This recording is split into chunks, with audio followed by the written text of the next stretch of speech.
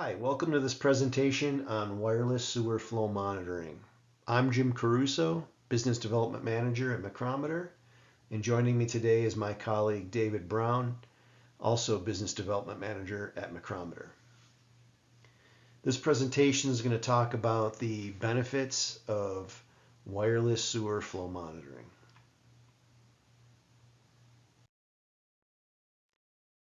So why do we measure flow?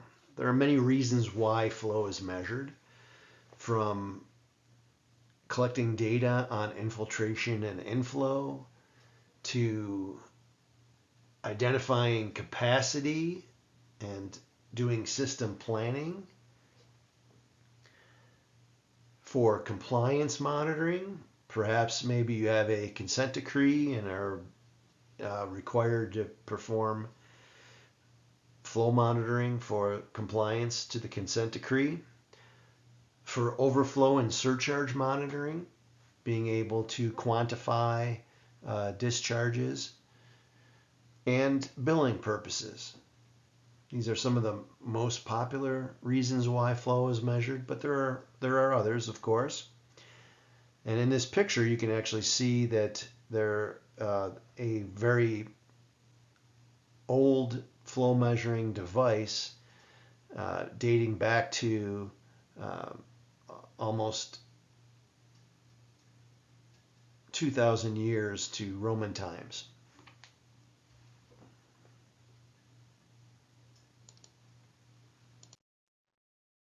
Of course, the objective of any flow monitoring program is to get good data.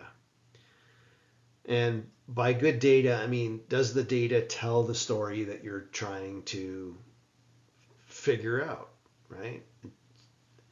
And does the data give you confidence to make informed decisions? And that's what our objective is with any flow monitoring program. So the problem really is with any flow monitoring program is when you don't have access to the data immediately and don't have any confidence in that data. And this is all, a lot of times this lack of confidence stems from manual collection of the data. The problem with manual collection is that you're not getting real-time feedback. Often people don't download their data for a week, 2 weeks, a month after they do the installation. And so, after that long period of time, you're kind of flying blind, so to speak. You don't know while you're collecting data. You don't know if any of the data is looking good. You don't know if the logger's collecting data. You don't know if 3 minutes after you left the site, if the sensor's fouled. You just don't know what's going on. And so that's really the entire crux of the problem with manual downloading, is not having that confidence, not knowing what's going on. Data uncertainty is what's going on.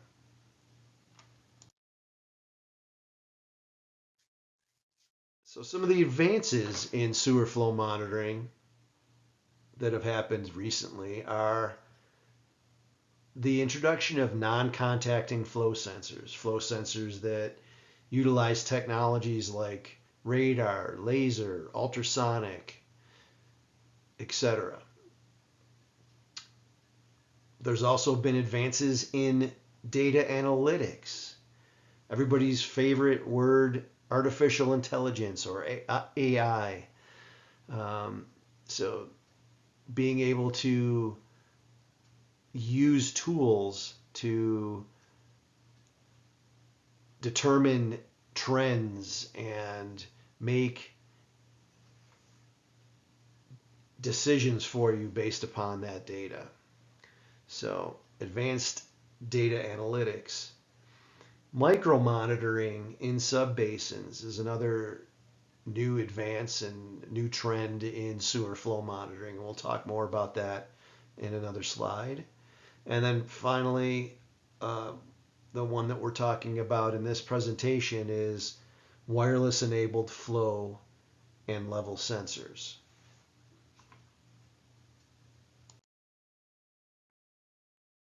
Some of the wireless technologies that are prevalent in the flow monitoring industry are cellular, and this would be the same as your cell phone.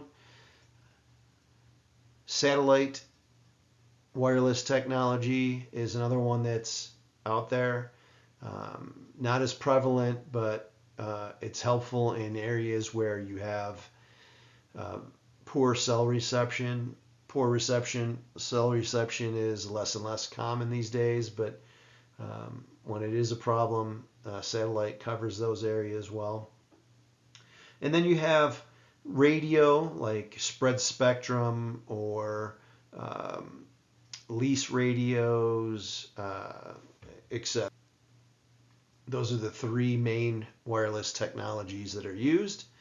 And the last of the wireless technologies that we'll talk about are automatic meter reading or AMR systems. There are also AMI systems as well. But an automatic reader system, meter reading system, these are the types of systems that are typically used in municipalities where they have water meters or maybe your gas meters and things like that. And either an employee will walk by with a handheld mobile device that will pick up the flow data or the use data wirelessly. Typically, it's a shorter range, right? I mean, it's like 100 feet versus sending it through a wireless cellular network. There also can be drive-by systems in which the municipal employee will drive by slowly in a vehicle, and the device inside the vehicle will read meters as they're driving by through the neighborhood. So that's another type of wireless technology. Our focus mostly today is, again, in sewer monitoring, and cellular technology is really the place that we're mostly covering today. Where is wireless monitoring? What are some of the wireless monitoring application points? Well, you can find or good use of wireless flow monitoring in overflow situations, at wastewater treatment plants, at in billing situations, whether it's the community that's being billed, or the community that's doing the billing for their wastewater treatment. Industrial applications, you might see it in main and trunk lines. You might see it in I&I, infiltration and inflow studies, or in other applications as well.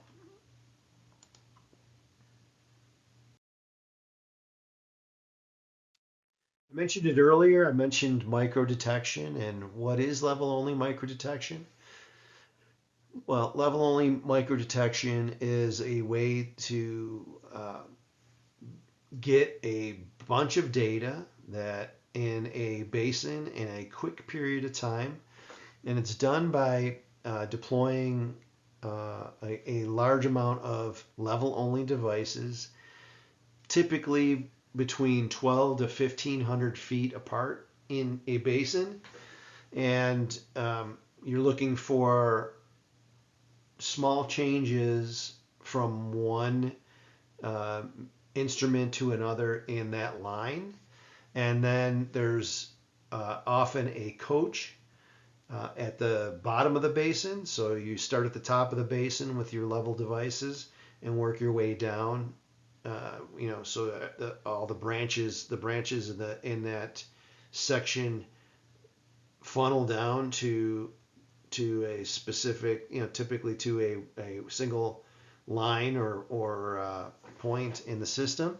And in that final branch, you might have a area velocity instrument to be the coach for all the system above it. And then in this specific example, Duke root service is making, they're analyzing that data and then identifying areas that may need to be have video shot. So they'll run a camera through lines, and then areas that don't need cameras run through them. So the red areas might be hot spots, and the green areas are areas that aren't showing infiltration and inflow. So that's a little bit about microdetection. And of course, all of this is done with wireless data.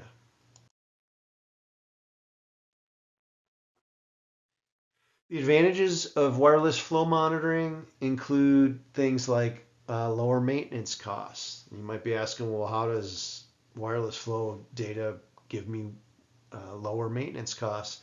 Well, if you have wireless data, you can take a look at that data and determine if the data is good or bad. Do I need to send somebody out to clean a sensor or not?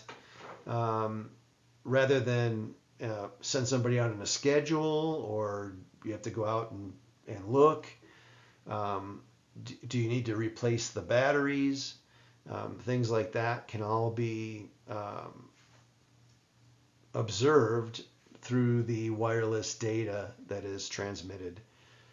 And so that's how it can lower your maintenance costs. Wireless flow data and flow monitoring can be rapidly deployed with the advent of battery-powered devices.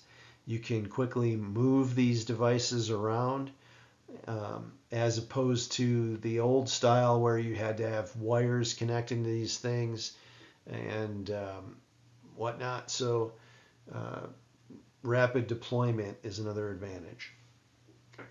You get near real-time data and alarms from wireless flow monitoring, which has its obvious benefits, right? Instilling that confidence in the data, being able to see that data, again, near real time, being able to have alarms triggered on conditions that might warrant you to have to send a crew out to make changes or to do some maintenance, etc. Another one is for the remote monitoring and access. So if you can run diagnostics on these instruments as well and make program changes if necessary or desired on the devices with a remote wireless flow monitoring logger. Bottom line is all these advantages give us confidence in the data. Now, Dave and I have worked in this industry a long time, and wireless data has been progressing since the early 2000s. And some of the objections that we've heard during this time include things like data security and information breaches. Well, we often hear this objection from military bases, power plants, some industries like data centers as an example. And it's based on the objection and concern that cellular data could be subject to foul hacking and things like that. Sometimes we're able to overcome this objection because our devices do not have are not controlling anything, and they're typically not connected to anything in the customer's infrastructure. The data is sent to an off-site server that we maintain in our case, and so there's very little risk. The data is accessed through a secure web browser, and that's it, right? So there's no control that can be implemented on the device, and it's safe in that regard. But again, a lot of times the IT departments will not allow any cellular devices, so we do run into that objection. The other one is the addition of cost for a wireless logger is more expensive than a non-wireless logger. And then there's the additional cost of the cellular plans and the subscription plans for data storage and data transmission. All right, but hopefully by now you already see most of the advantages and they outweigh those additional costs. The installation and complexity of installation. So yes, it does take a little bit more to install a meter with wireless technology, and specifically because of the antenna. So we'll take a look at some of the antenna types that we have in a couple slides up here. This is an example of how wireless flow monitoring works, specifically cellular technology in this example, but all the other ones are very similar in regards to that. So starting at the bottom where the flow sensor is, going up to the logger at number 2. Number 3 is an antenna. Number 4 is a radio or cellular or satellite in the sky. And then number 5 is a data server. So it's a pretty clean system. It's a proven system. It's been something that's been around for quite a few years and is proven to be reliable and robust. As I mentioned before, there are several different antenna options, and I'm going to highlight 3 of them. This one is a manhole lid antenna, and it's a small, somewhat like trapezoidal in shape device, and it can be driven over the top of, but in this particular installation, the customer had snow plows that would drive over the top of these and peel them basically off the manhole lids. So they got creative and they used a plasma cutter and cut a hole in the middle of the manhole cover, and then they recessed the manhole lid antenna and used it in that way. They kind of created another problem, unfortunately, and it wasn't a huge deal, but it was a problem in that any antenna, when it's underwater, will not transmit. So if water pooled up in this recessed location in that cast iron cover, the logger would not transmit during that time. So we pull in that, and it would, in the heat of the wastewater, basically would melt off any ice and drain any water in there in a fairly short period of time, and really was a pretty good solution for them.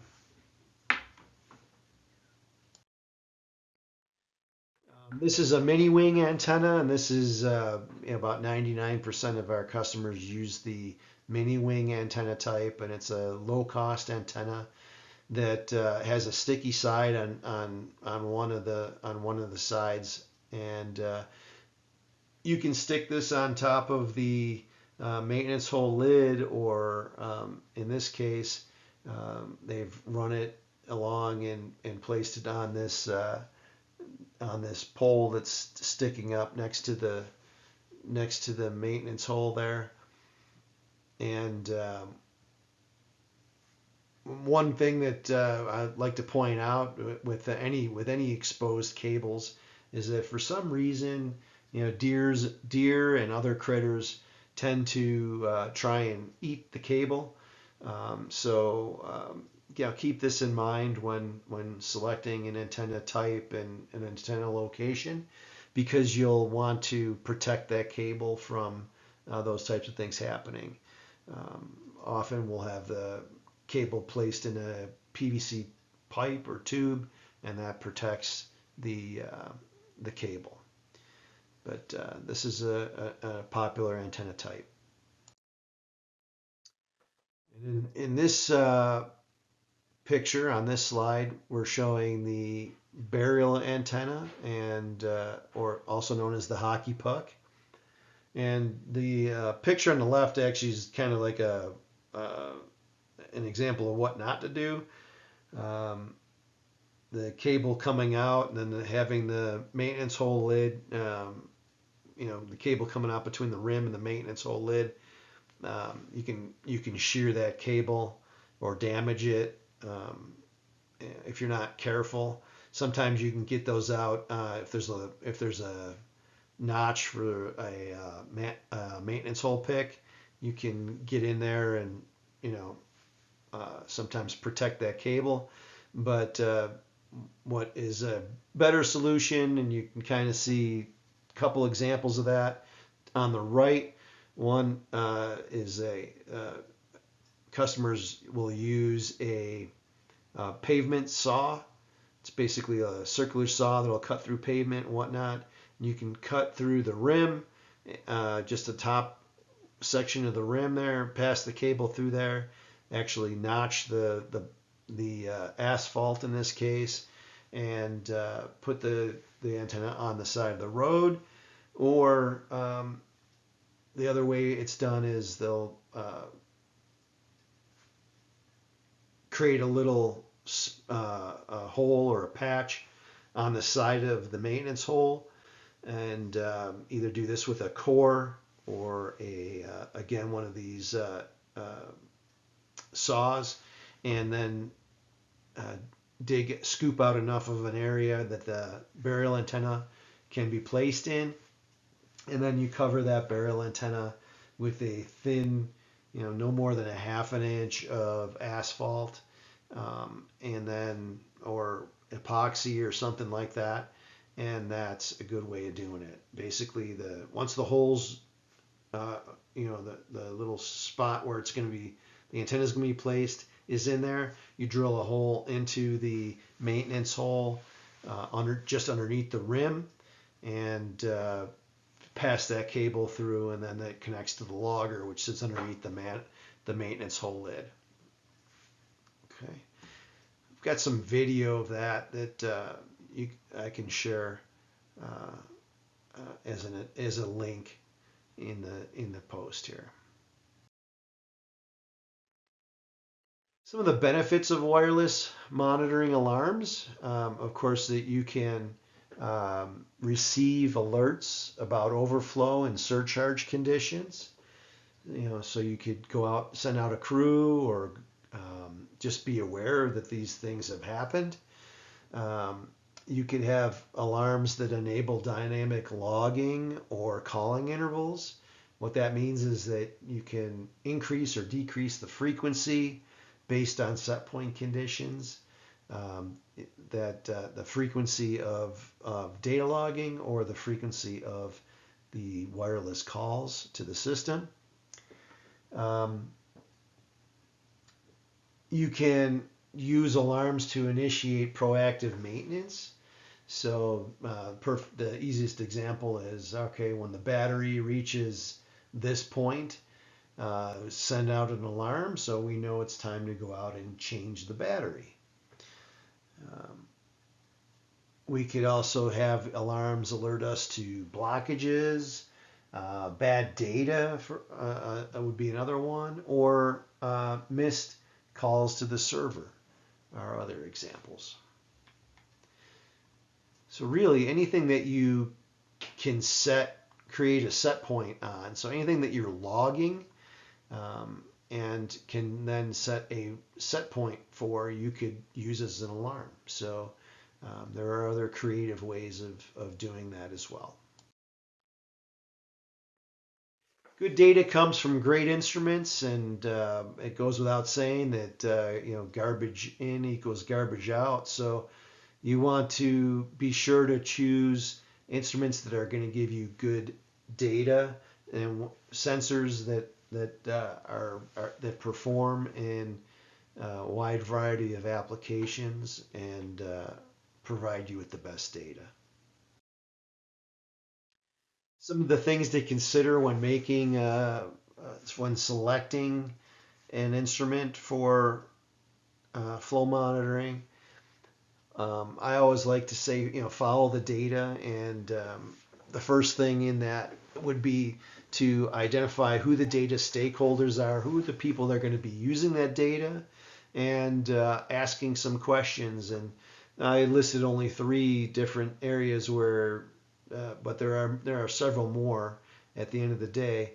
But ask the people who are going to be using the data, whether it's the data engineers or data analysts or whatever.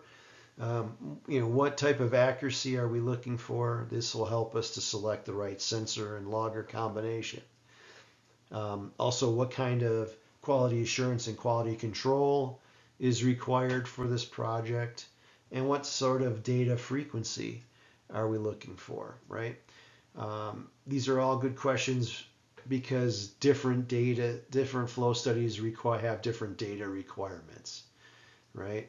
So keep this in mind. An example would be a billing application would have a much higher accuracy requirement than an infiltration and inflow study might have. Other considerations would be meter type. Do I need, would I be best served with a level only device, or would I need area velocity and the additional, the additional sensors that would be included with that? The power considerations. Do I have AC power available? Do I have solar panels available? Or am I going to be using batteries? The metering locations. Where are the instruments going to be located? Are they in areas that will have wireless capability or not? Will they be subject to vandalism, etc.? And then other installation challenges, like are they in high traffic locations? Is it in a floodplain? Are the maintenance holes in a floodplain, etc.? So those are some of the other considerations. Tough flow projects require robust solutions. And then we get into some case studies. And for the case studies, I'm going to hand it over to my colleague, Dave. Take it away, Dave. Thanks, Jim. So I have the exciting part to talk about a couple of case studies regarding wireless sewer flow monitoring. This first case study was take place in Gulfport, Mississippi, which is the second largest city in Mississippi. The population there is about 70,000 people. But basically what they do with their customers for sewer is they charge them based upon their water usage. Now they notice that they have a lot of I&I when there's a rain events getting to their wastewater treatment plant, so they felt like they were missing lost revenue. So basically, they decided to put on some flow meters at some of the larger industries in town and record the actual flow and determine the lost revenue. A couple of big challenges that they had is they had no flow metering equipment to start with, and they also didn't have the staff availability. But they also knew they were losing revenue due to poor flow data coming from these large customers. And so I happened to be in town one day once we actually started this particular project, and I was riding with a local representative, and we were driving down the road, and it just started to rain a little bit, and the windshield wipers flicked a few times. And he received a text message on his phone that said that this particular location right here was in a high depth alert and about to surcharge the manhole. And I mentioned to him, I said, hey, we're close. Why don't we swing by and see how this instrument is performing under these wet weather conditions? And he said, no, it's kind of a dirty site and it's in the middle of the road. Why don't we go to lunch first and then we'll tackle this project after lunch? So while we were at lunch, he received another text message alert that said that the meter was out of alarm and the depth of flow in this manhole had receded and it was back to normal operation. So again, I said, let's go take a look at the site.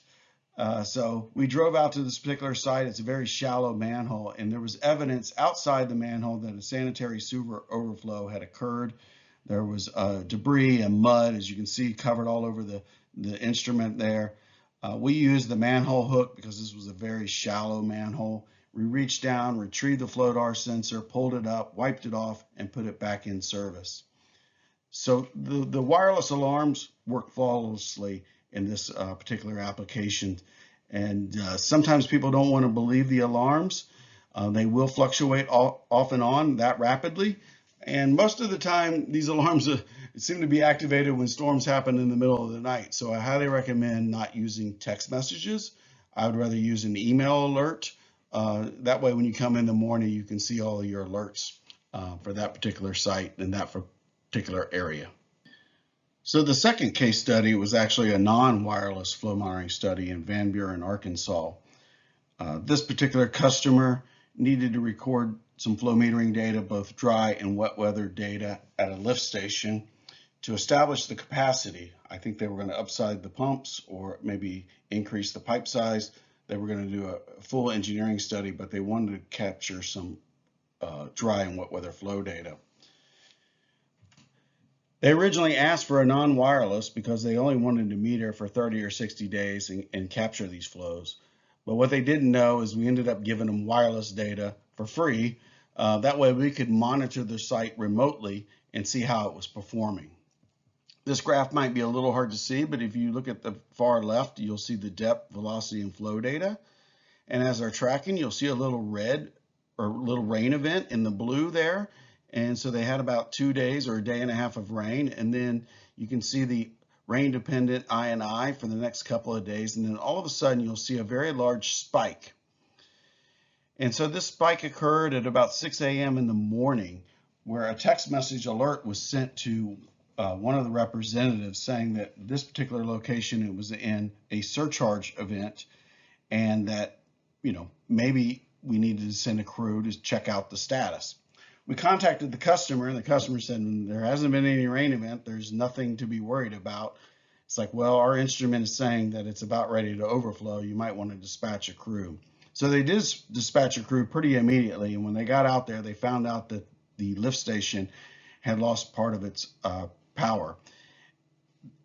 Once that occurred, they decided to do an immediate backup power generator to get the lift station back online. The solution to the overall project was they decided that having a level alert system would be a good idea at this particular location. So in the future design, that upgraded the lift station and the piping going in, they also installed a level alert system. The third wireless case study involves Genesee County, Michigan. This is a very large customer in the Michigan area. They currently do sanitary sewer flow monitoring, and they also do combined sewer overflow monitoring. I think what's unique about this study is they decided to record the effects of rainfall, how they related to the streams, the collection system, and the combined system. So they decided to put out some flow monitors in some very remote areas for a 6-month study that actually got extended for 9+ months.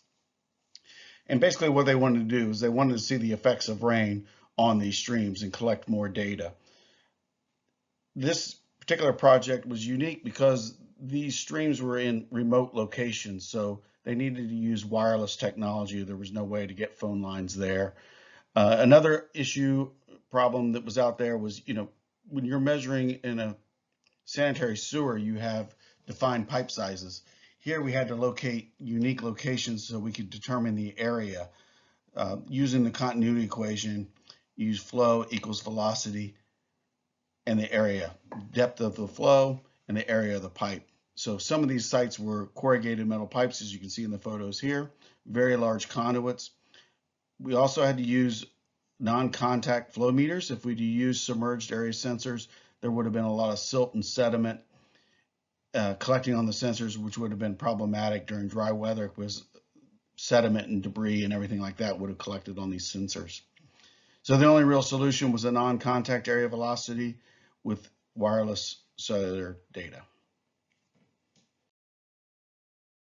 Thank you for joining this webinar.